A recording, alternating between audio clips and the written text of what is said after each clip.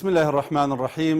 بەندە چالاک سعید محەممەد ناسراو بە ئەبوو جیهاد کاندیدی ژمارە 26 لەسەر لیستی 1994 کۆمەڵی ئیسلامی خەڵکی شاری کفری خۆشەویستم سەر بە ئیدارەی گەرمیانی ئەمفال کراو خاوەنی بڕوانامەی بەکالۆرسم لە زانستی قورئان بە پلەی نایاب هەردوو زبانی عەرەبی و تورکمانی جگە لە زبانی دایک دەزانم.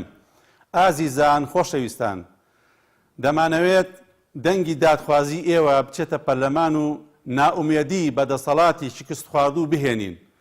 دەمانەوێت ڕوبەڕووی گەندەڵکاران ببینەوە و دادگەری بچەسپێنین لە کوردستان.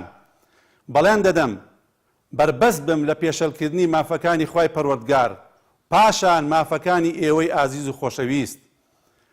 ئازیزان خۆشەویستان، ئێوە شایانی ژیانی شایستن، بەڵێن بەخوای پەروەردگار دەدەم هەموو هەوڵم بۆ خزمەتکردن بێ لە پێناوی دەستەبەری نان و ئەمان بۆ هەمووان.